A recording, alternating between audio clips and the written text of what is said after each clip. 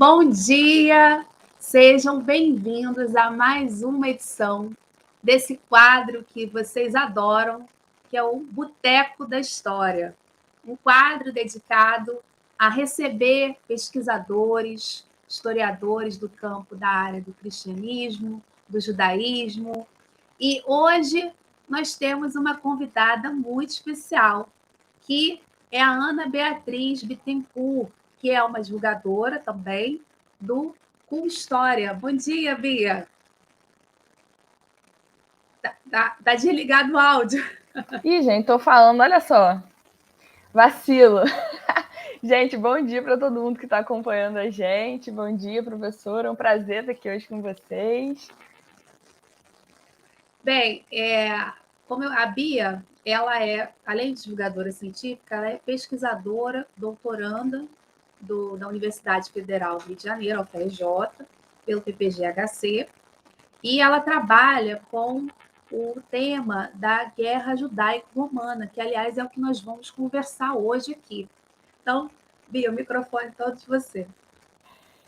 Gente, bom dia de novo, pessoal que está chegando, né? É uma honra estar aqui, Juliana, no canal, conversando com vocês, batendo papo. A ideia um pouco da apresentação é apresentar um pouco do material aí, um pouco desses remanescentes textuais e materiais sobre a guerra romano-judaica ou judaico-romana, né? Então, já se preparem aí. Qualquer dúvida pode mandar aí no chat que a gente vai conversando também. E aí, a Juliana já me apresentou um pouco, né? Mas eu vou falar rapidinho. Eu sou doutorando pelo PPG-HC, na UFRJ. Sou mestre em História Antiga pela UF. E sou administradora do canal Com História, né? Então, de novo aí, quem ainda não me conhece, eu tô vendo um pessoal aqui que eu reconheço também no chat, então, que já conhece o nosso trabalho, mas quem quiser acompanhar o canal Com História, né? Então, é só procurar a gente aí no YouTube. O canal é um canal de divulgação científica na área de pré-história e história antiga, então é focado nessas áreas, né? A gente tem uma página no Instagram também, então é só procurar a gente e seguir. Aproveita aí também essa oportunidade de se inscrever no canal, de curtir o nosso conteúdo, acho que você vai gostar também de acompanhar. E aí, vamos começar aí pensando então na contextualização, né? Já que a gente está falando da guerra romano-judaica, a gente precisa pensar em alguns momentos específicos, pelo menos para a gente se entender aí no período, né? A gente tem a Primeira Guerra Romano-Judaica e a Segunda Guerra. Alguns falam de Primeira, Segunda e Terceira, mas é por conta de um negócio que eu vou falar daqui a pouquinho. Mas, no geral, ela começa ali em 66 depois de Cristo, né? Então, em 66 é o início efetivo desse conflito. E aí, o que é essa guerra? Na verdade, é um momento ali de insatisfação dos judeus perante a dominação dos romanos na região da província da Judéia. Então, se tem esse momento ali de insatisfação de uma dominação que já vem de um tempo, né? Já é uma coisa contínua, e aí explode essa guerra aí em 66. E aí a gente vai pensar, lógico, de resistências anteriores, de movimentos que aconteciam ali nas cidades da província da Judéia, que vão migrando aí em direção a Jerusalém. Então a gente vai falar de um dos focos da resistência ali durante esse período da guerra em Jerusalém, no cerco que Roma faz ali nessa região. Em 70, a gente tem a destruição do Templo de Jerusalém. E aí esse é um dos marcos dessa primeira revolta, a gente chama de guerra, né, da Primeira Guerra Romano-Judaica. Porque a queda desse templo aí, a gente vai pensar um pouco nessa estrutura também como um remanescente material dessa guerra, né?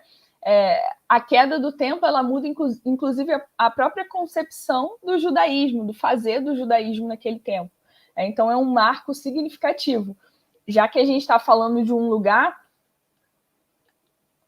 que, em certa medida, ali representava uma unidade entre esses judaísmos do período, né? Então, você tinha períodos do ano em que se migrava até o templo em Jerusalém, dentro desse contexto do judaísmo, né? Então, tanto que, exatamente nesse período em que acontece a revolta também, em que acontece esse cerco na cidade de Jerusalém, estava durante um período de uma das festividades, né? Então, a cidade já estava lotada, tinha muita gente ali nesse período por conta de uma dessas festas em que se rumava até Jerusalém e para ir ao templo, fazer sacrifícios, né?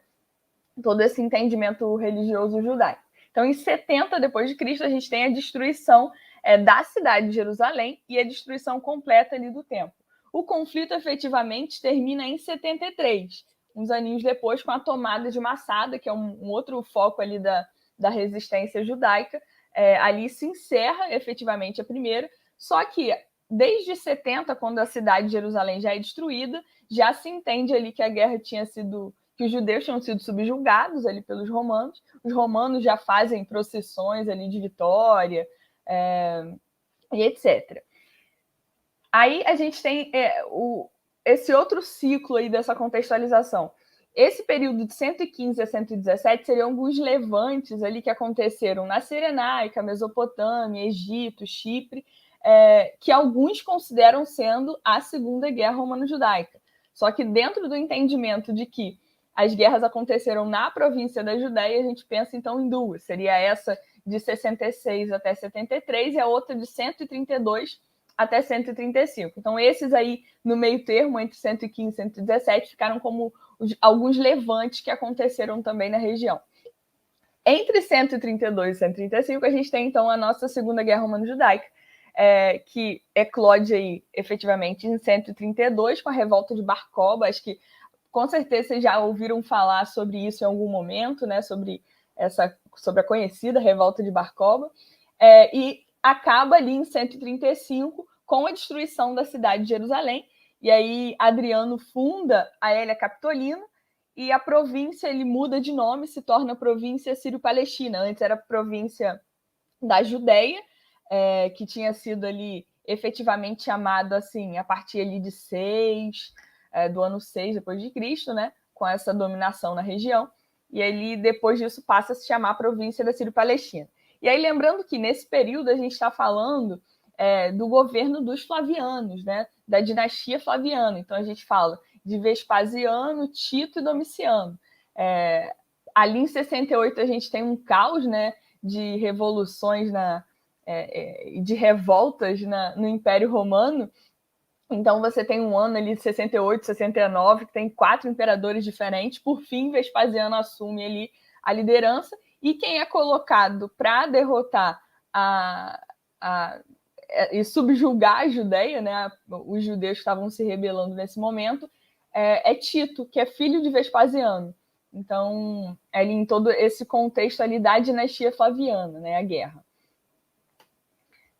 E aí, já que a gente está falando de remanescente, né?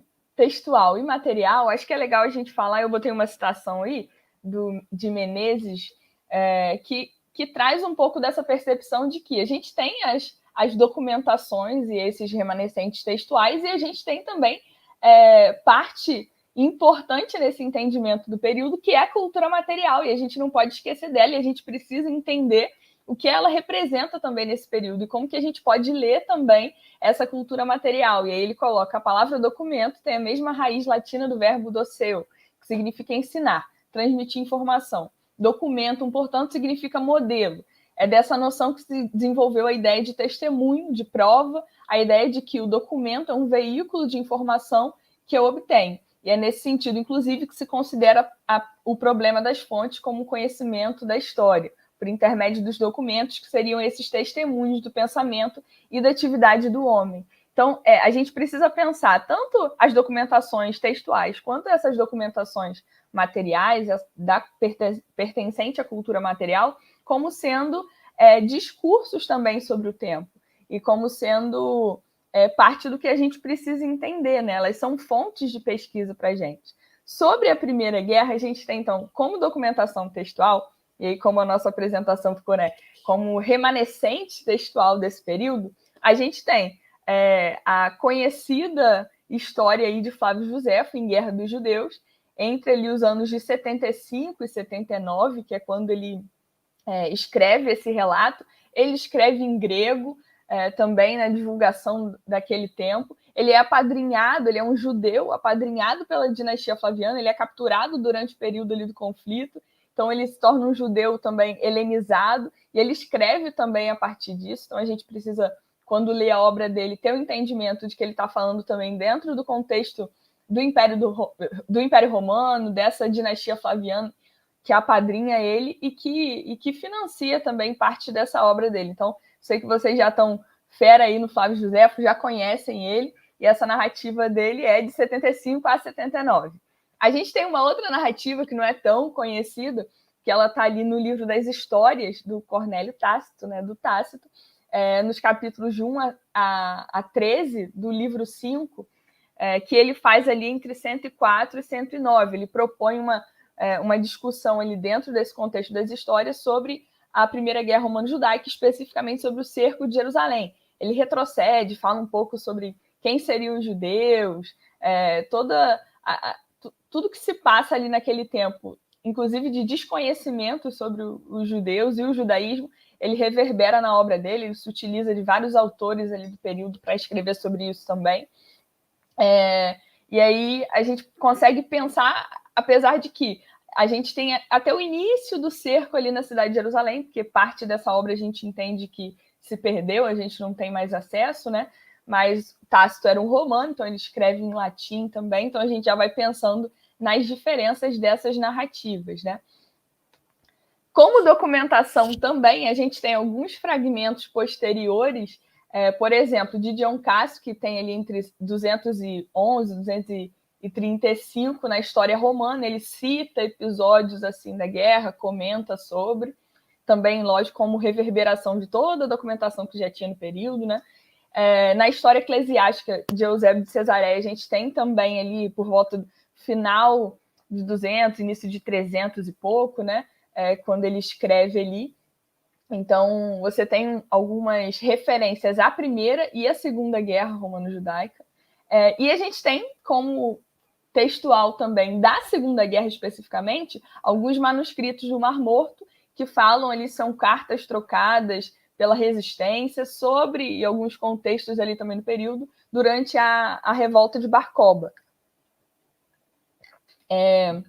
A Juliana já apresentou e falou para a gente da minha dissertação, né? Então isso é parte do que eu trabalhei no mestrado e é também um caminho do que eu tenho feito no doutorado, né? No mestrado eu trabalhei a Primeira Guerra e no doutorado a intenção é pensar a Primeira e a Segunda e pensar literalmente a partir das cidades. Então como que a gente consegue perceber a relação dessas cidades na província, entender o Mediterrâneo como também conectado, interligado, como que a gente pensa também essas cidades nesse contexto. Então, os manuscritos também fazem parte de um trabalho agora de enfrentamento do doutorado, né? Pensando já a Segunda Guerra. E chegamos na tão querida cultura material, né? Que a gente fala e pensa um pouquinho sobre aquilo que a gente encontra ali na região. E aí eu já tenho umas imagens apresentando aí. A gente tem o Muro das Lamentações, o Arco de Tito, as moedas, principalmente. Então, a gente vai pensar um pouquinho, vou apresentar cada uma delas aqui. Antes de falar especificamente sobre cada uma delas, acho que é interessante a gente pensar na própria construção das cidades nesse tempo, né? Então, se a gente está falando da província da Judéia, aí é um pouco de uma maquete da cidade de Jerusalém do primeiro século. Aí a gente consegue ver um pouco da estrutura do templo, né? Não dá para apontar aqui, vocês não vão ver, mas esse templo que está à esquerda, né, essa estrutura grande aí, essa é uma maquete que está no Museu Santuário do Livro, em Jerusalém, e aí é uma maquete meio que da Jerusalém do primeiro século, né, para a gente ter uma visualizada aí do contexto. E aí, por que a gente precisa pensar a construção dessas cidades também? Porque elas têm muito... A própria construção dos espaços tem a ver com a cultura judaica e com a religiosidade judaica. Então, a gente tem espaços específicos desse fazer, como o templo, por exemplo, as piscinas, né, de banho ritual, e a gente tem também espaços que fazem parte de uma helenização, né, e de uma estrutura dentro do Império Romano. Então, a gente tem, sei lá, o hipódromo, espaços de discussão, a gente tem... enfim, esses espaços que são feitos ali nessa estrutura. Por exemplo, uma das coisas que acontecem, e eu destaco isso na dissertação, eu acho interessante a gente falar, e uma outra foto também de outra perspectiva, né? É que, em contraste, por exemplo, às casas de banho romano, a gente tem várias piscinas de banho ritual dos judeus. Porque se a gente está falando de um lugar e de um entendimento de que o judaísmo não entendia, não compreendiam essas casas de banho que tinham espalhado pela cidade, você tinha, em contraste, essas piscinas de banho ritual para que a pessoa pudesse se purificar daquilo que não pertencia ali também ao entendimento cultural dela. Então, na dissertação fala um pouco melhor, então quem quiser acessa a dissertação também, mas eu falo um pouco desses espaços dentro dessa cidade que a gente consegue perceber esse contraste e também esse contraste, mas também essa vivência fluida também dentro essa interação, né, Bia? Exatamente, dessa interação, é a palavra que estava escapando. Entre os judeus e os romanos, né? Às vezes a gente pensa também muito numa separação, e aí eu trabalhei até sobre identidade na dissertação, e aí a gente gosta muito de pensar, não, os judeus versus romanos, né? Mas é importante a gente pensar que naquele tempo a gente está falando de uma interação cultural, né? Essa fronteira é muito fluida e é variável. Então, ao mesmo tempo em que a gente tem na guerra eles se rebelando contra a dominação romana, a gente vê que ao longo do período de dominação, os judeus tinham privilégios dentro do império, eles podiam guardar o sábado e exercer ali tudo relacionado à religiosidade judaica livremente dentro do império. A religião judaica era uma religião lícita e, apesar das guerras que acontecem, permanece sendo. Então, Roma, claro, subjuga no momento, faz uma divulgação daquilo que eles fizeram na Primeira e na Segunda Guerra, destroem a cidade por fim, fundam outra coisa, mas os judeus, ainda assim, nesses levantes, continuam tendo, e aí a gente consegue ver, através de algumas leis ali do período também, de alguns relatos, de que eles tinham ainda benefícios como cidadãos também e pertencentes a esse império, né? Então, a gente precisa pensar sempre nessa integração dos espaços, né? E a cidade de Jerusalém, a gente consegue perceber tudo isso no modelo de construção dela. E aí, beleza, o que a gente precisa falar, então, como remanescente material desse período? O Muro das Lamentações é o primeiro, né? Como a gente já falou, e aí eu botei aqui, a destruição do templo é um marco do conflito, por conta exatamente dessa mudança na perspectiva do judaísmo, como que isso é enfrentado nesse momento, e por quê? E o que é o Muro das Lamentações, né? O muro ele é o vestígio ali do muro que cercava a esplanada do templo em Jerusalém, e atualmente ele é o local ali mais sagrado para os judeus, né? Que é onde os judeus se colocam lá em oração, em lamento pela destruição do templo, e tem todo um contexto, né, que eles querem também a restauração disso, mas seria o que seria esse muro que cercava essa esplanada do templo, né? Esse ambiente ali onde tinha o templo em Jerusalém. Então, esse seria talvez um dos primeiros, e é isso, a gente está falando de uma região e de uma história que também está repensando também essa cultura material do período e ressignificando isso também a partir desse entendimento religioso, né? Então, esse é um dos espaços mais sagrados atualmente dentro da religião judaica. E aí a gente consegue ver essa visão ampla aí do muro em Jerusalém. E o próximo, o que a gente pode pensar? O Arco de Tito. E aí tem a visão geral desse arco aí, que fica localizado na Via Sacra, sudoeste do Fórum Romano. O Arco de Tito ele foi erguido ali por volta de 80 por Domiciano aí, em honra a Tito pela vitória. E aí a gente já está começando a falar desses discursos, né? Porque a gente vai falar do que a gente consegue encontrar nesse arco. E como ele já é um discurso sobre essa guerra, e como é um discurso sobre essa subjugação mesmo dos judeus e sobre a vitória da dinastia Flaviana, né?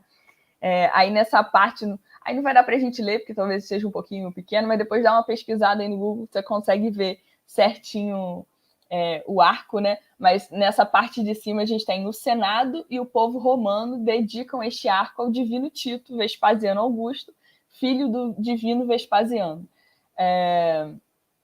E aí, né, então já tem a inscrição aí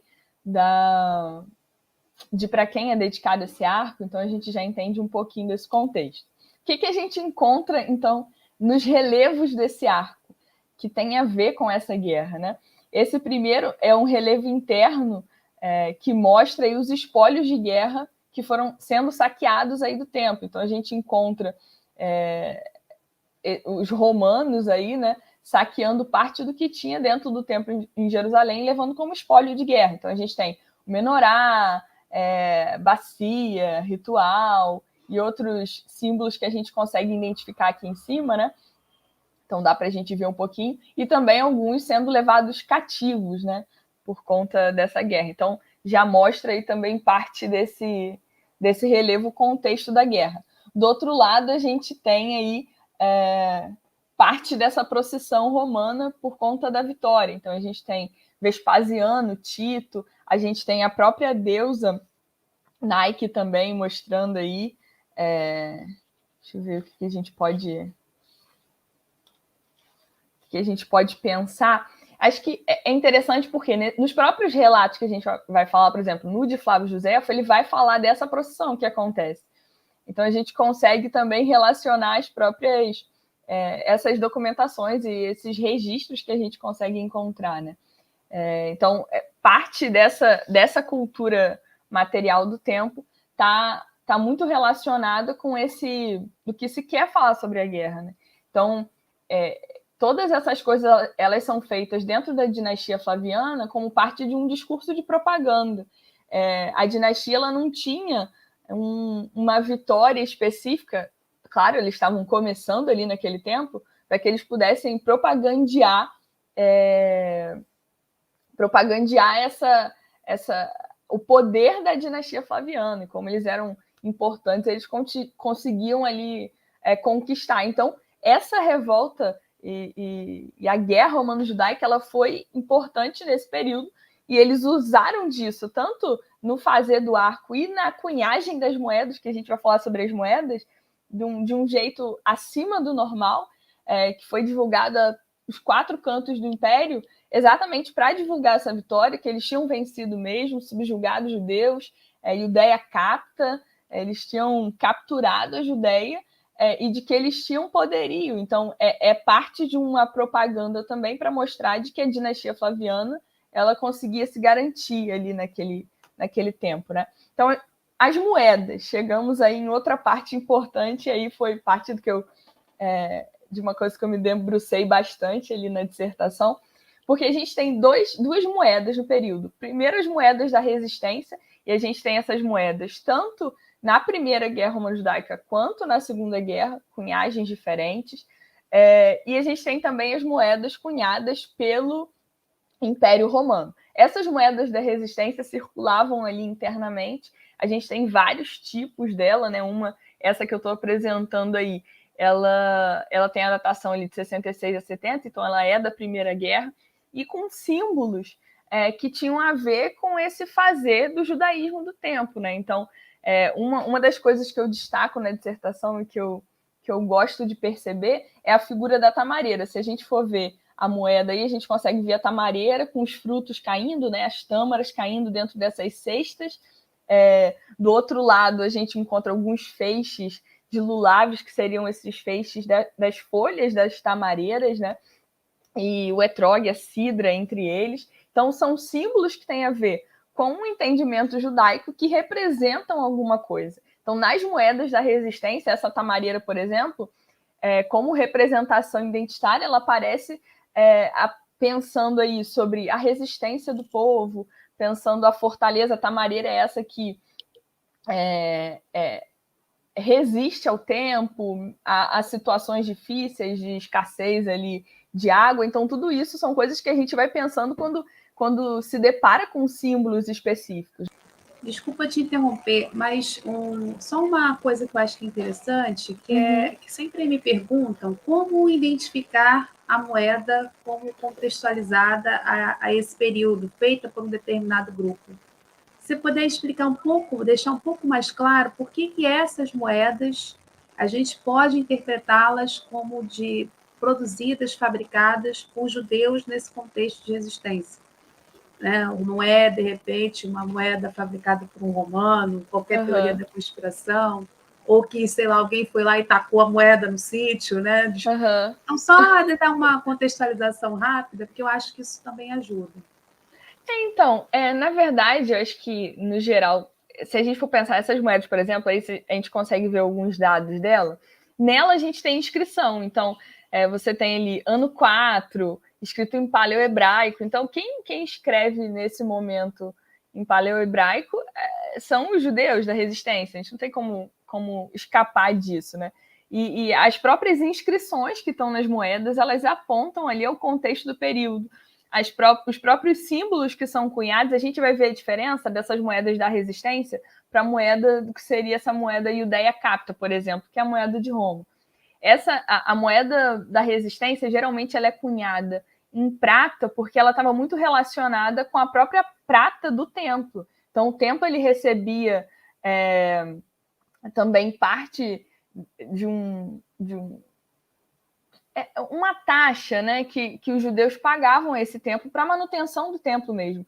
E elas eram em prata. Então, nesse momento da resistência, parte dessas moedas que são cunhadas por essa prata do templo. Então, elas estão relacionadas a esse contexto também. Então, nas próprias inscrições, nos símbolos que são usados, a gente consegue perceber e entender o contexto. Além de a gente conseguir perceber no contexto em que elas são achadas, né? A Juliana falou, porque não é uma pessoa que tacou. Porque a gente tem uma série gigantesca de moedas, a gente encontra ela em vários lugares diferentes.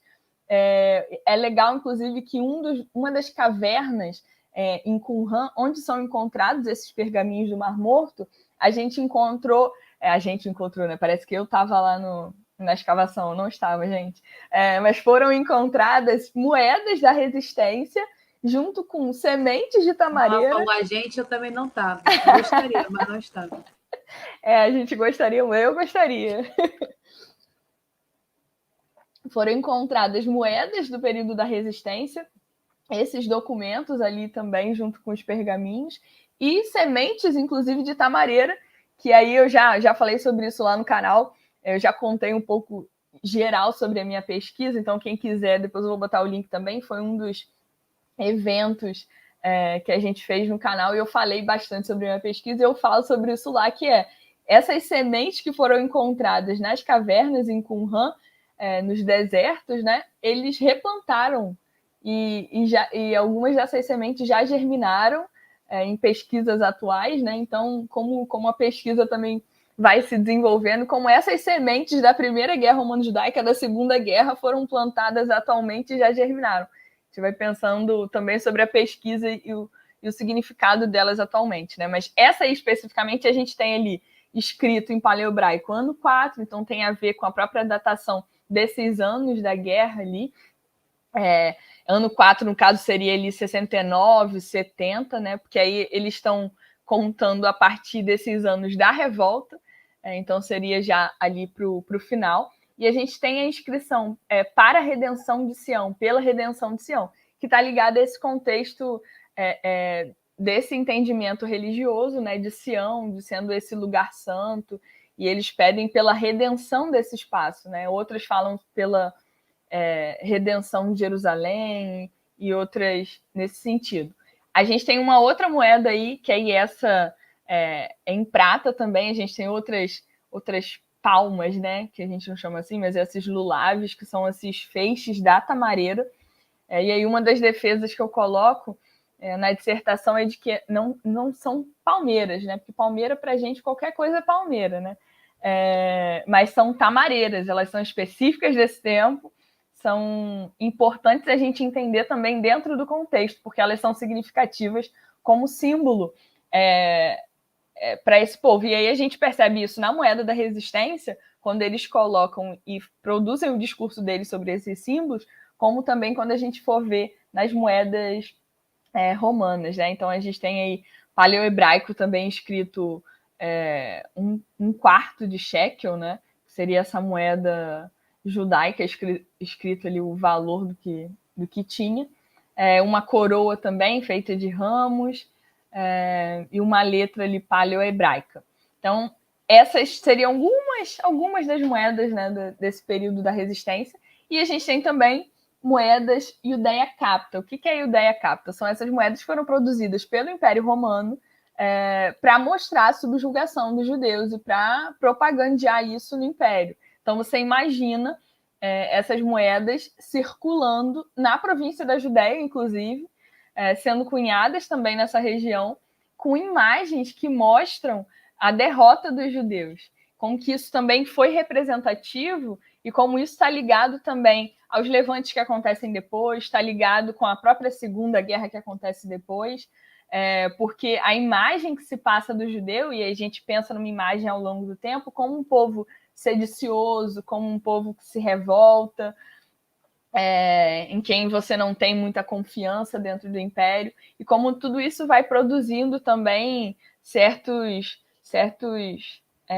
entendimentos e certos enfrentamentos ali pelos judeus daquele tempo. Então, você imagina um judeu comprar alguma coisa no mercado com uma moeda que mostrava ali, por exemplo, a tamareira, que é esse símbolo que os judeus, os romanos usam como representação identitária do judeu e da Judéia. Então, a maioria das moedas tem uma tamareira central e para mostrar quem é especificamente. E você tem ou uma judia chorando ao pé da tamareira, encostada na tamareira, ou você tem, às vezes, só a tamareira com um escudo apoiado nela. E aí você pensa em como esses símbolos são mesmo representativos ali para quem está pegando essa moeda, está entendendo que ela está... o discurso que está sendo feito. Então, está falando de uma subjugação, de uma Judéia capturada que retornou aí para dentro desse império por conta dessa dinastia Flaviana. Então, a gente tem ali o busto de Vespasiano, de Tito, tem algumas moedas de Domiciano também, que continuam propagando aí a vitória sobre essa guerra. Então, Domiciano, lá em 80, continua falando de uma guerra que aconteceu ali entre 66 e 70, 73, porque eles estão falando dessa vitória de Roma, né? E aí, então, a gente vê esses símbolos aí, né? A judia chorando, a deusa Nike também ali perto, Nike, né? Perto dessa tamareira, escudos.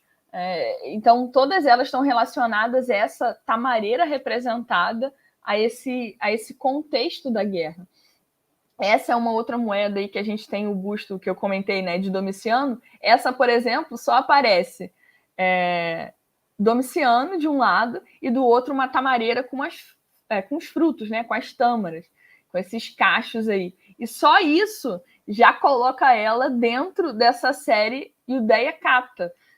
Então você nem tem muita inscrição ali sobre, mas a representação dessa tamareira e essa coisa de vitória já mostra também o domínio sobre a região e fala sobre esse domínio que foi conquistado por conta de Tito, por conta de Vespasiano. Então, como é legal a gente pensar essas moedas e não pensar também a circulação delas, né? Mas não só isso, pensar o que elas estão dizendo, né? Pensar o que esses símbolos representam e como a gente vê a diferença do que ela representa ali para a resistência do que ela representa para os romanos. Então, o mesmo símbolo que foi a tamareira, ela foi usada para diferentes discursos. No judeu, para mostrar resistência, para mostrar como eles conseguem permanecer ao longo do tempo, acima de qualquer adversidade.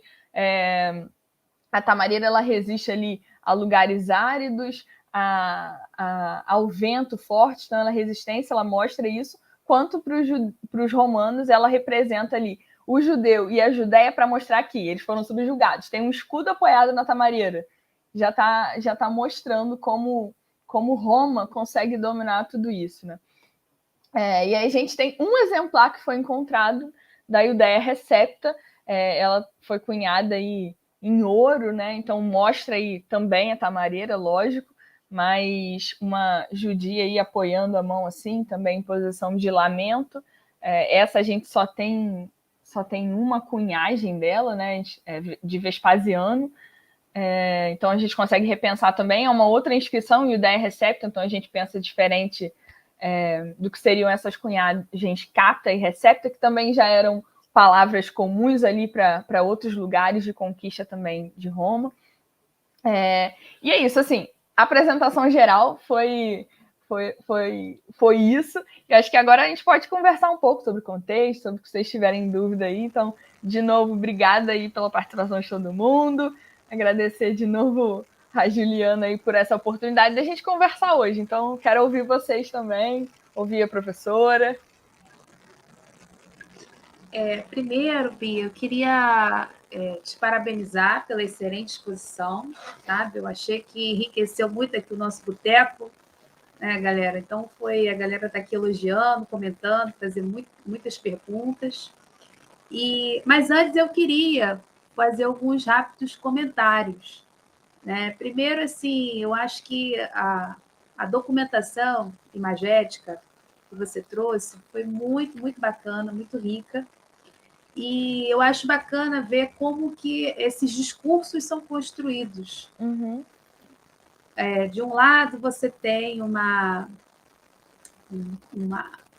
Roma que é sempre representada na forma masculina, sempre uma figura de um homem, um soldado, e de um outro você vê a Judéia, né, que é uma representação clássica, as cidades são personificadas por figuras femininas, a própria deusa Roma, que personifica a cidade de Roma, mas você vê a construção que ela é apresentada, é uma construção que a gente pode dizer também imersa dentro dessa sociedade patriarcal, porque ela está desnuda, ela está amarrada, né? Então tem uma relação de poder ali muito forte. Não é apenas sinalizar que eu sou o vencedor desse conflito. Né? Eu subjuguei, de fato, né? É o completo arrasamento dessa cultura. E aí eu fico te perguntando, assim, fico me perguntando, eu queria te lançar a pergunta, olha eu já trocando as coisas aqui. Se você também está, como você trabalha muito nesse campo das interações, se você está um pouco pensando nessas questões, os desdobramentos da circulação dessa moeda com esse discurso de violência, que é um discurso muito violento, não é só uma violência qualquer, é muito violento. É para dizer assim, ó, é melhor você nem pensar, porque você já viu o que aconteceu, está aqui sendo estampado. É um discurso de vergonha. Né? Então, assim, como eu sei que você fala nesse campo das interações, desse debate, desse convívio, se você também está pensando um pouco esse tema também, o impacto da circulação dessas moedas em cima desse ambiente pós-guerra, que a gente sabe que vai desdobrar numa segunda guerra, né? Como você mesmo situa. E a outra coisa, Bia, que eu queria que você pudesse comentar também, antes de eu passar para o pessoal, é um pouco também explicitar uma dúvida que chega muito aqui no canal, que aí você até falou, comentou, mas eu queria que fosse um pouco mais aprofundado. Por que a gente fala, você toma essa postura de falar em Primeira e Segunda Guerra, enquanto tem outras leituras aí que chegam, inclusive disseminadas na rede, que foi mais do que duas. Então, só clarear um pouco essa questão, que eu acho que às vezes fica um pouco... É um tema que eu vejo que se repete muito aqui. Então, acho que é bacana você que está trabalhando com isso, esclarecer, não, por que a gente está formando como duas, não três, quatro, cinco, né? Vai embora.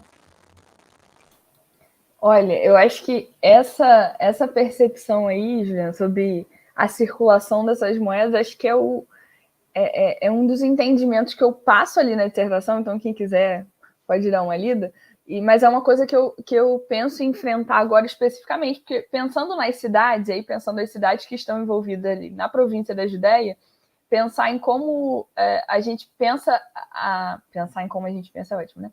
Mas pensar em como a gente consegue entender a conexão dessas cidades e pensar essas resistências que aconteciam nas diferentes cidades, às vezes cidades que não eram centrais, como que a gente vai percebendo isso ao longo do tempo. Essas moedas da resistência, por exemplo, elas eram usadas, tinham cidades que só usavam elas.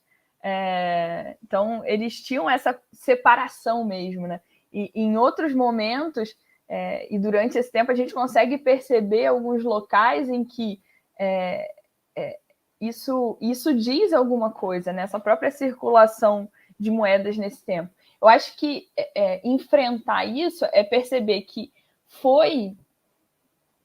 essas moedas foram tão significativas assim, não só as moedas, todo o fazer da dinastia Flaviana nesse tempo foram de um enfrentamento, eles se empenharam mesmo numa propaganda de vitória, de reafirmação de uma existência legítima ali como governante do império. Então, eu já falei, eles saíram de um ano conturbado, de vários imperadores que foram caindo, então 4 pelo menos, Galba, Otto, Vitélio e Vespasiano, esse último. Então, eles precisavam se reafirmar enquanto legitimidade para governar o império. E aí eles investem em uma campanha mesmo que assim, cruel, né, nessa perspectiva com esses dominados, né? Então, você tem a destruição do templo, que já é significativo para eles, muda o entendimento deles, então aquilo dali já quebra o próprio entendimento do judaísmo, então você já tem que conviver com a destruição do templo. Depois que esse templo é derrubado, a gente tem a imposição do fiscus judaico, que é uma taxa que eles tinham que pagar no mesmo valor que eles davam para a manutenção do templo em Jerusalém. Eles começam a pagar esse valor para Roma construir um templo deles. Então, assim, eles já agora a taxa que eu pagava para a manutenção do meu templo, ou né, os judeus falando, agora eu pago essa taxa para a manutenção de um templo a Júpiter. Então, já começa, e esse pós-guerra fala muito disso. Então, você tem a cidade destruída, você tem o templo destruído, você muda ali, você tem agora um entendimento diferente ali, como que você vai fazer, não tem mais sacrifício, o que a gente vai fazer agora, porque o sacrifício era feito no templo, essas festas que rumavam a Jerusalém, a cidade está destruída, como que a gente vai exercer também isso? E, além disso, os judeus continuam sendo colocados como um povo sedicioso dentro do Império. Então, as pessoas não queriam os judeus. Tanto que esses levantes que acontecem, aí eu vou relacionar uma pergunta na outra, esses levantes de 115 a 117, eles não acontecem na província da Judéia, são em outras cidades, em outros lugares, em outras províncias. Eu botei, né, Chipre, Cirenaica, Egito, por isso que a gente não se considera a rigor, né, a historiografia não pensa essa como sendo uma outra guerra, mas como sendo levantes internos, porque elas não acontecem no local ou na província da Judéia, no que seria esse ambiente. Ela acontece em lugares fora, né? Então, são pequenas revoltas e levantes que acontecem em outras cidades, em outras províncias. Então, a rigor, pensa-se a primeira guerra, a que aconteceu na província e destruiu o templo, e depois a guerra que volta e acontece em Jerusalém de novo, em outras cidades, no segundo século, lá em 132, 135.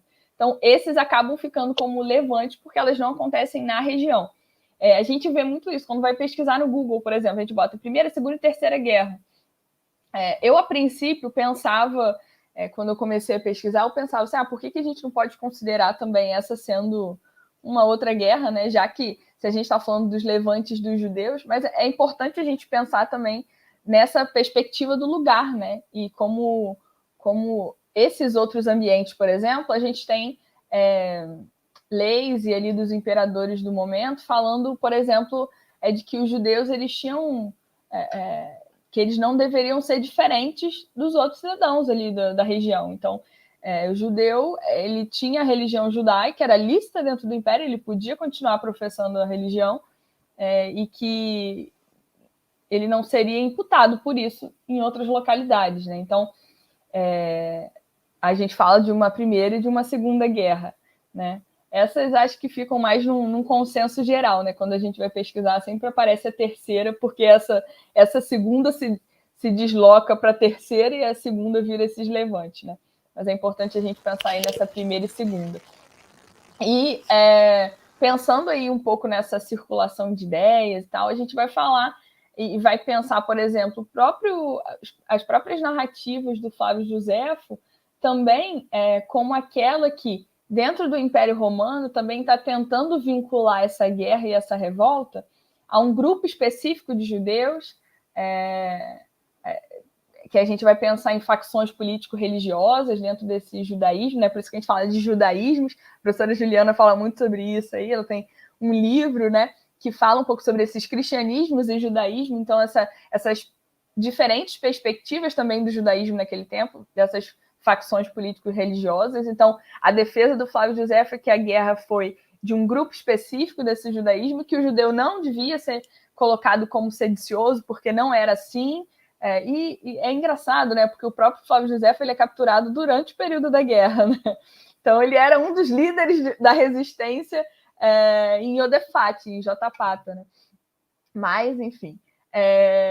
E aí, como ele Mas vai... ele descobriu o Messias dele, calma. Todo mundo erra na vida. Ele entendeu o que ele estava fazendo de errado há tempo, né? Mas... E ele coloca nesse discurso dele muito de uma antiguidade da religião, para falar de que a religião era muito antiga e tinha ali essa coisa da existência, um direito específico de existência, que aquela guerra não poderia ser vinculada à religião judaica como um todo. Então ele vai colocando sobre ali quem seriam os judeus, fala de origem, então a gente tem várias obras do Josefo, né? Mas o foco principal dele é esse, é falar que o povo não é um povo sedicioso e de que as consequências daquilo, e aí como uma leitura religiosa que ele faz sobre o conflito a consequência daquilo ali foi porque os judeus eles foram rebeldes e enfrentaram a Deus, e aquilo era parte de um julgamento de Deus sobre eles. Então, a destruição do templo, a destruição da cidade seria esse julgamento de Deus para o que o povo judeu fez errado, né? Então, a gente percebe nessa leitura. Mas a própria circulação dessas moedas fala também de um colocar ali complicado, né? Então, Roma está querendo propagandear isso e está falando de um discurso que mexe com quem é o judeu, né? E aí foi o que a professora Juliana falou, é um discurso que se apresenta ali cruel para quem está vendo, para quem está pegando essa moeda e vendo ela circular no Império. Essa cunhagem da Iudeia Capta foi uma tiragem acima do normal e que foi divulgada para todas as partes do Império. Então, eles estão empenhados nisso, sabe? Empenhados em falar dessa vitória, mas colocando um peso sobre isso, de que a gente entende essas moedas e todo esse tratamento pós-guerra como sendo também essa que continua na faísca da resistência ali, porque eles continuam em trabalho de resistência, eles têm esses levantes em outros lugares, mas eles retornam, eles fazem a guerra de novo depois de um tempo, porque aquilo dali continua sendo trabalhado como um imaginário sobre o judeu naquele tempo, sobre um imaginário sobre quem seriam esses dentro do Império. Eles desconheciam muito das figuras, o que era o judeu, a história do judeu. Na leitura do Tácito a gente percebe isso. Um desconhecimento também sobre a própria religião e o tanto de coisa que eles tinham ali. O Tácito coloca que eles eram sórdidos, dados à luxúria, então supersticiosos, porque ele vai fazer um contraste ali entre a religião judaica com a religião romana, né? Então, a gente percebe no Tácito, por exemplo, uma leitura de um tempo, de outros autores, também nesse sentido. E aí isso tudo vai instigando também o tratamento com a revolta, que a revolta falava muito também dessas terras que eram ocupadas e da administração sobre essas terras. Então, acho que é um pouco disso, né? Que como parte desse tratamento também reverbera com certeza no que vai acontecer na Segunda Guerra, sem dúvida. Bia, e assim, antes de eu passar para o público, eu falei que eram duas, mas eu vou adicionar uma terceira e prometo que é a última. Você não acha também que, pensando agora a documentação textual, né, Tácito mais especificamente, você não acha também que esses olhares em um certo desconhecimento de Tácito também não estaria ligado muito mais a um autor que tem uma certa preocupação em descrever guerras, conflitos no interior desse Estado romano? Porque Tácito também vai falar sobre outros conflitos, por exemplo, da Germânia, que acaba que o Roma ali toma, na verdade, um banho, né? É o oposto. O Roma é aquela vergonha que você tenta esquecer, mas é o vidro lá que fica sempre o tempo todo, né? O teto de vidro que fica ali te lembrando. É a goteira da tua casa que tu não resolve. Então, também não teria um pouco isso, um autor que acaba... porque as descrições que ele faz também, apesar de reconhecer a guerra, porque a guerra é um dado histórico, não tem como evitar, mas ele tenta fazer um processo de desconstrução. Então, também seria uma tentativa de enfim, tentar defender a esse estado que ele se insere e o ideal de um romano que ele também está inserido. Como é que você também lê, ou se você se preocupou a ler também, essa documentação? Que, afinal de contas, é diferente da cultura material. A cultura material é mais do cotidiano.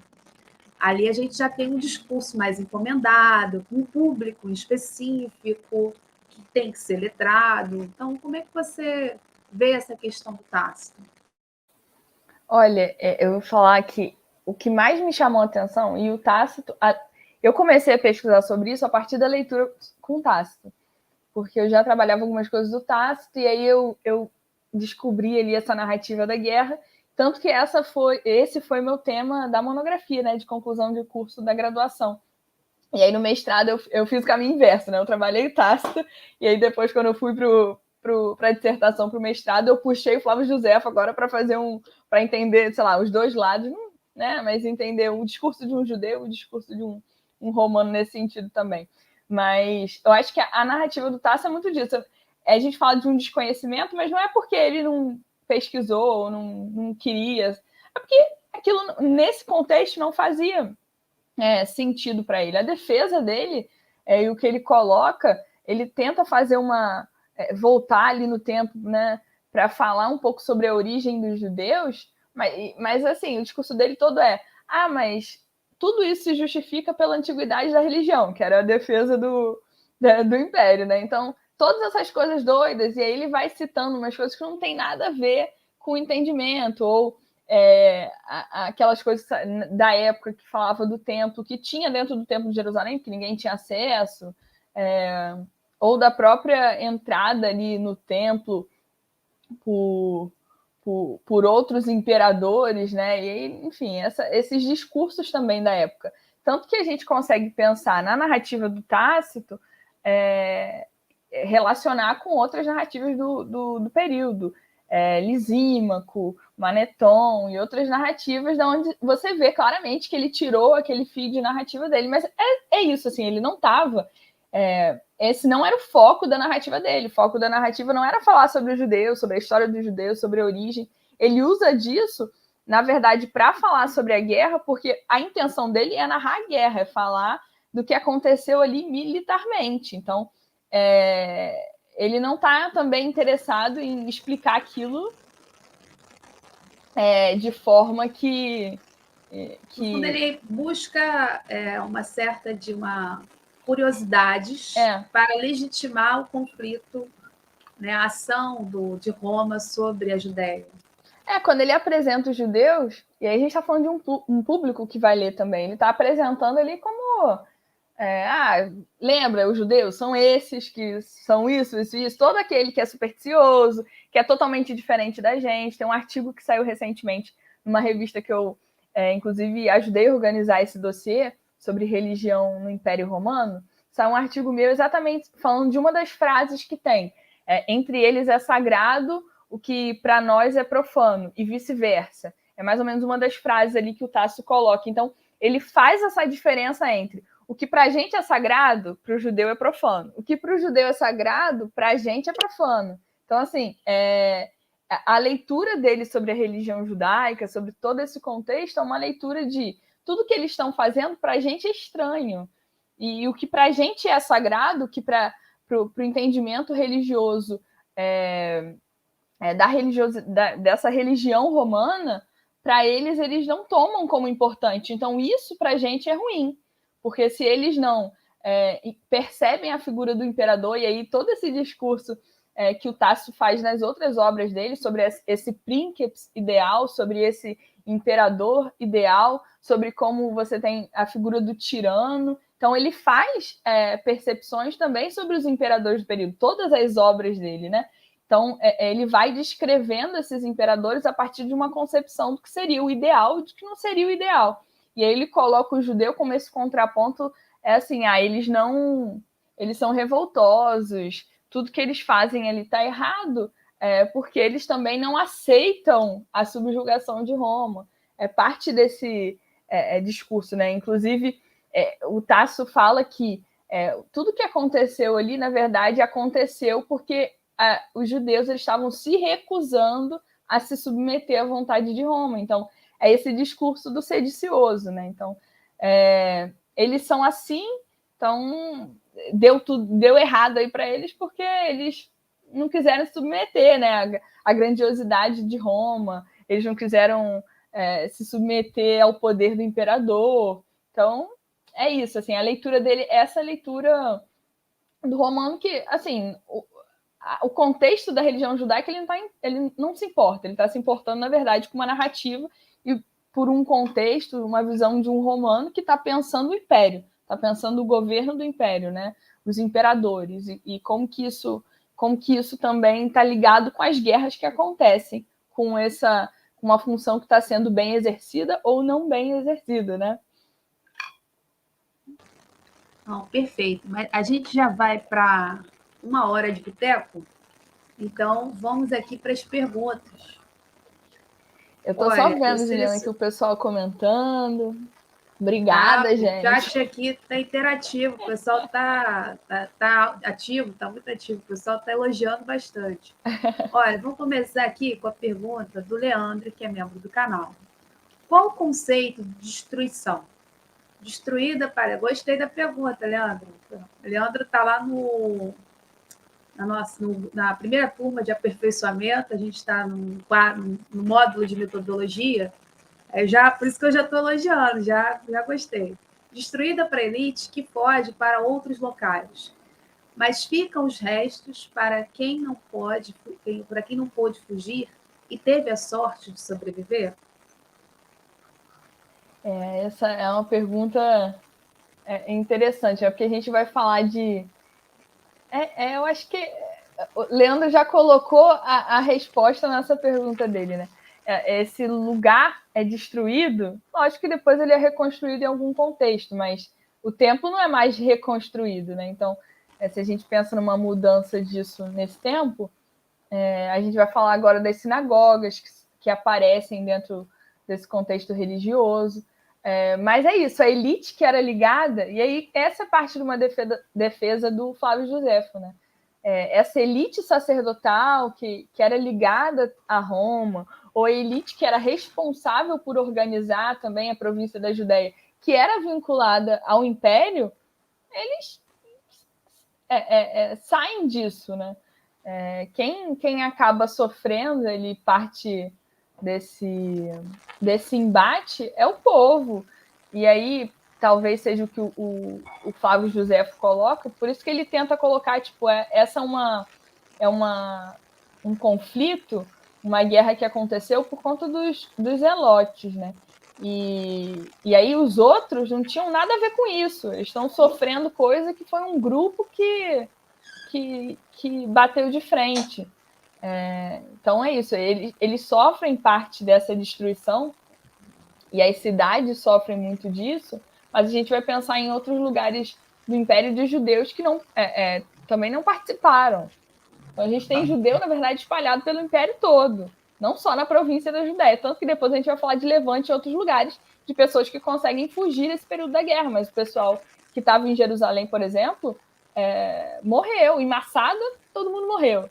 Mas em Jerusalém, muita gente morreu. Quem não morreu foi levado cativo e sofreu consequência dessa guerra, né? E nem todo mundo, a gente não pode a gente não tem como achar que todo mundo que estava ali estava apoiando e defendendo. Até porque eu falei, a cidade de Jerusalém estava cheia por conta da festividade do período da Páscoa. Então, inclusive, é uma festividade que muita gente ia, né? É uma dessas 3 festas nesse período, e a gente está chegando aí no período do que seria a Páscoa, né? Para o judeu seria Pêssar, né? Então, eles rumavam a Jerusalém nesse período. Então, muita gente sofreu ali naquele tempo. Eu vi que alguém comentou sobre os cristãos. Tinha cristãos nesse tempo? Onde estavam os cristãos?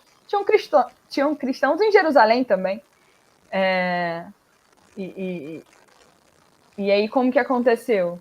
É isso, eles estavam imersos nesse conflito aí também. Então, é parte...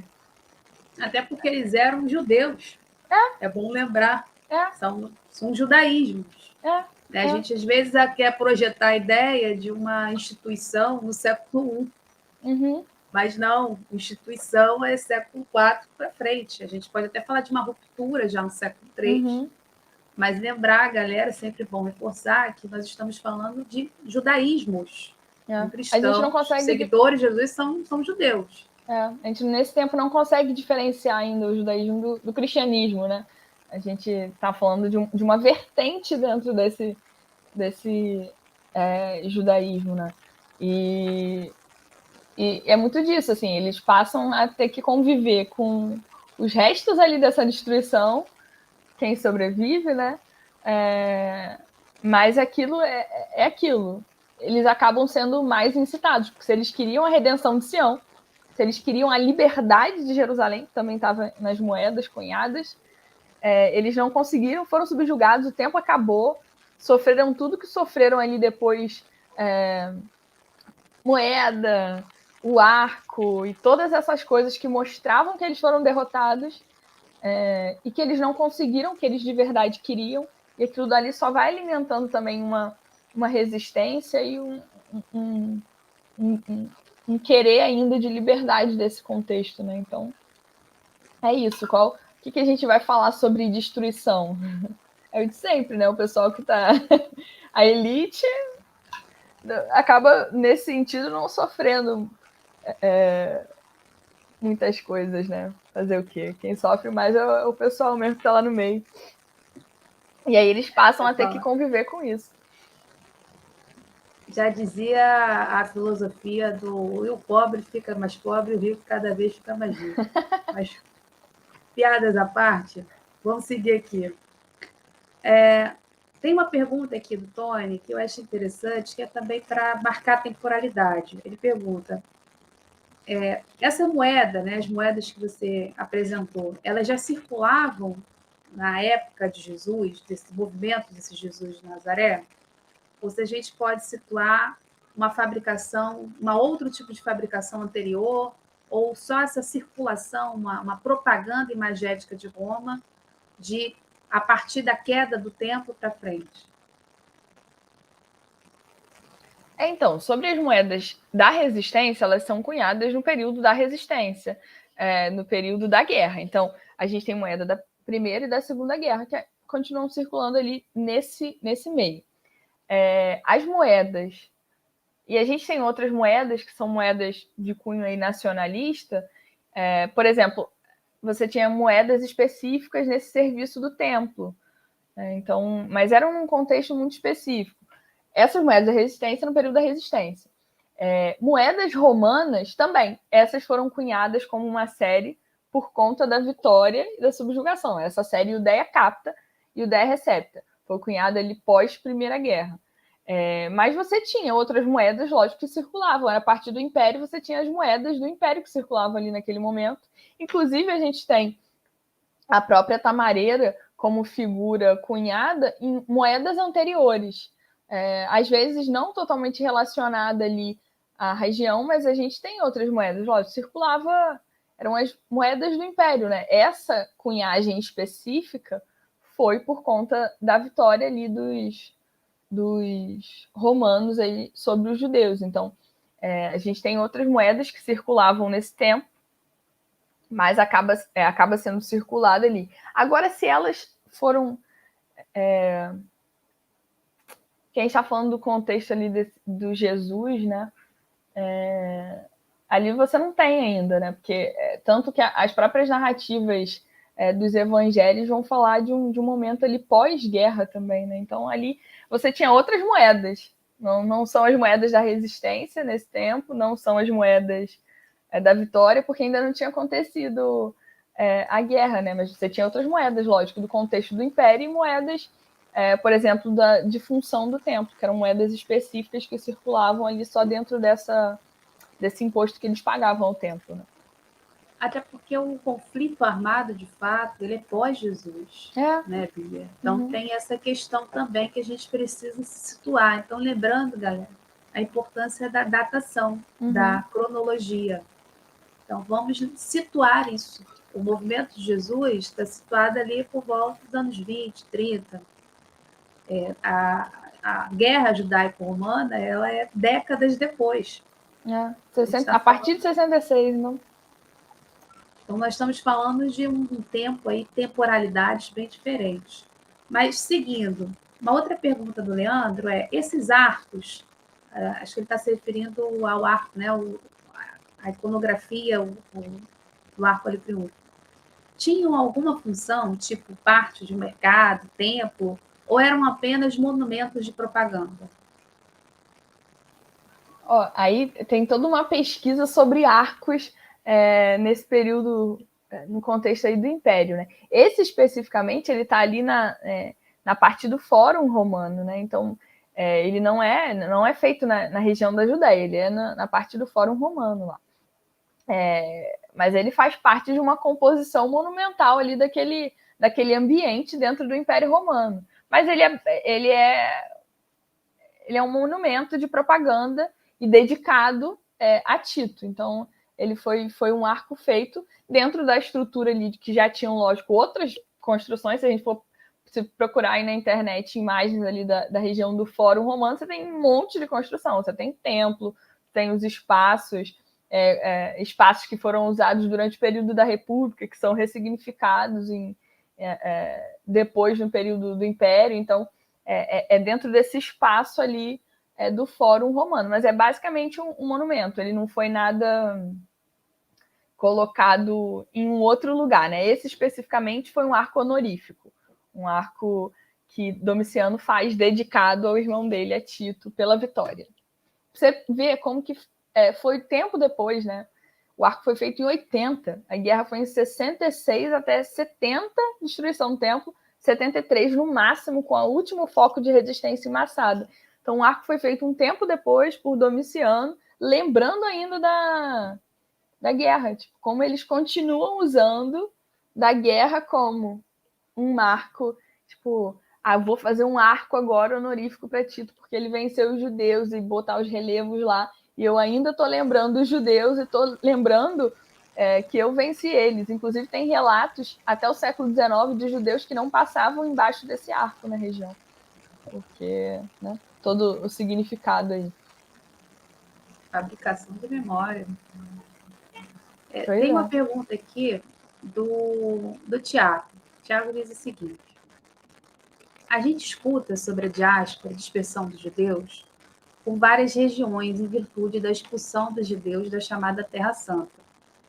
Mas ela ocorreu ou se deu somente em Jerusalém? Essa narrativa me lembra a bíblica, a expulsão dos judeus pelos babilônicos. Quando a gente está falando desse contexto ali, sempre se coloca esse entendimento das diásporas, né? Eu até falo um pouco disso lá na dissertação, quando eu vou falar sobre esses judeus que acabam se dispersando pós Primeira Guerra. A gente tem, inclusive, a dispersão desses judeus, por exemplo, para a região da Península Ibérica, que era parte do Império, ali para Portugal, Espanha. A gente tem alguns achados ali que já datam pós-Primeira Guerra. Então, se entende que parte desses judeus que foram para outras partes do Império, também para a Península. Então, eles também saem da cidade de Jerusalém, vão para outros lugares. chegam lá a lugares depois onde vão ter os levantes, né? Egito, Chipre e outros lugares. Mas aí vai do entendimento historiográfico, né? E da vertente que começa a se perceber. Por exemplo, o Júnior, que foi orientado pela professora Maria Regina Cândido, que atualmente é minha orientadora no doutorado, ele trabalha com essa questão do Flávio Josefo, ele pensa o contexto de Herodes, e aí nesse entendimento de que não teve uma diáspora, né? A gente não falaria nesse tempo de uma diáspora nesse sentido. Mas é aquilo, a gente vai pensar, lógico, numa saída dos judeus daqueles ambientes ali para outros lugares do Império, que a gente chama de diáspora nesse sentido, mas aí vale a gente considerar o termo e entender o contexto em que ele está sendo usado também, né? Que aí, se a gente for falar de diáspora, e o Tiago, né? Foi o Tiago que fez a pergunta, de outros tempos, aí são outros contextos, né? Então, lógico, que a gente lembra por conta do termo diáspora, que fala dessa saída. O judeu também está muito relacionado, e ele sempre se coloca nesse como um povo peregrino, né? Então, isso vem lá desde as narrativas de Moisés, de Abraão, que fala dessa peregrinação. Então, de um povo errante, né? E muito dessa diáspora também. Então, a gente precisa entender o contexto em que a gente está falando dessa saída dos judeus do lugar, né? Até porque essa é uma discussão e de entendimentos e de memória que se faz até hoje, né? Então, a gente tem... Eu falei sobre... Eu vou botar o link, Juliana, aí também, da live que eu fiz sobre esse meu tema. Mas que eu falo, inclusive, sobre... Para mim, Bia, que eu boto na descrição. Vou mandar também. Inclusive, a gente tem moedas para a gente pensar como isso continua sendo falado, né? Porque tem moedas foram cunhadas aí, moedas comemorativas em Israel, que foram cunhadas iguais às moedas da resistência. Então, qual é o discurso, né? Eu vi muito pessoal comentando, tá vendo? Essa daí é para esfregar na cara de Tito, que eles venceram a guerra, agora a gente continua resistente no tempo. Então, os judeus permanecem, Israel permanece. Então, como os discursos também eles vão sendo produzidos a partir também desses contextos, né? Então, eles cunham aí moedas comemorativas. Então, quem quiser dar uma olhada lá na dissertação que eu falo sobre isso também, nesse vídeo eu acho que eu comento um pouco, mas como também os próprios termos, né, também são pensados e ressignificados, e como a gente precisa entender também a utilização deles em cada momento. Então, acho que é um pouco disso. Opa, agora foi. E para a gente já... tem uma outra pergunta aqui do Tiago. Ele pergunta o seguinte: o Talmud tem alguma referência à guerra judaico-romana enquanto memória? Olha, não desconheço, porque na verdade o Talmud ele está se importando em falar sobre esses registros e sobre o que seria a Bíblia hebraica, né? E repensar algumas pessoas que falam sobre isso. Então, assim, a gente tem menções que eu consigo relacionar. Então, eu cito ele, por exemplo, quando eu vou falar da tamareira, o que a figura da tamareira representava para o judeu. E como ela era usada, por exemplo, nas festas, e como aquilo significava alguma coisa. Mas a gente não tem uma menção da guerra, porque não é a preocupação desses escritos, né? Nesse tempo. Então, não teria nada específico ali sobre a guerra, acredito, mas mais sobre o que é o contexto do Talmud, né?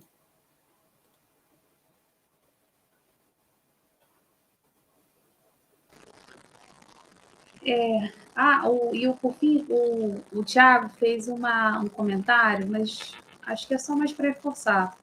É interessante a simbologia da palmeira, ela foi citada, porque a gente ontem também viu essa menção da narrativa de Jesus debaixo da palmeira, no contexto ali da narrativa de infância. Então ele ficou pensando um pouco sobre isso. É isso, Tiago, eu vou falar, já aproveita, gente, já ajuda a compartilhar aí, né, a dissertação, porque é a defesa que eu falo. da gente ler o texto bíblico e toda vez que, sei lá, fala sobre, por exemplo, palmeira, é tamareira. Para a gente, palmeira é coqueiro, tudo que a gente olha é palmeira por aí, que é uma família, né? É uma espécie. Inclusive, nessa live que eu fiz, eu falo sobre isso, descrevendo um pouco o que é a tamareira, de que família é e etc. Mas a gente precisa olhar como tamareira e como ela é diferente. Por exemplo, se a gente vê um vaso grego, a gente vai ver uma palmeira, ela é totalmente diferente da tamareira que é colocada nessas moedas judaicas da resistência, então, ou das moedas de Roma. A gente vê a figura, ela é diferente, porque ela tem ali a marca identificada ali do caule dela, né, que é diferente. A palmeira, por exemplo, os gregos é aquela lisa, né, que não tem nada, é tipo coqueiro mesmo. E nesse contexto, para a região, é uma tamareira, e ela tem uma representação totalmente diferente. É muito legal, porque a gente consegue perceber em textos aí, e inclusive na dissertação eu coloco sobre isso, de citações sobre a tamareira em Salmos, que fala catamar, né? Então a gente percebe essa relação. O próprio contexto lá do texto que fala sobre Débora, que ela ficava também abaixo da palmeira, era tamareira de Débora. Então é legal a gente pensar, e a gente começa a identificar em outros textos, entender a incidência delas e o que a gente consegue também tirar a partir desse contexto que é feito, né? Então, legal que ontem a gente consegue fazer essas relações, né? Eu agora, tudo que eu vejo, eu fico, palmeira, tamareira. Obrigada aí. Foi um prazer estar com vocês aqui hoje. Juliana, obrigada pelo espaço aqui, pela conversa. Acho que foi muito produtiva. A Juliana já esteve com a gente num evento que a gente fez sobre o Império Romano, sobre o cristianismo. Então, ela falou para a gente. Então, foi uma honra receber a professora no canal, né, no nosso canal. A gente fala sobre pré-história brasileira, pré-história americana, fala sobre, sei lá, história antiga, desde Egito, Grécia, Roma, a gente fala de tudo. É bem nesse entendimento geral. Então, tenho certeza que vocês vão gostar. E é isso. Obrigada a todo mundo que está aí. Foi um prazer, gente. Até uma próxima oportunidade aí. Espero vocês já no canal também. Não, com certeza você volta, Bia. Enfim, galera, chegamos ao fim de mais um Boteco. Viva a ciência e até a próxima!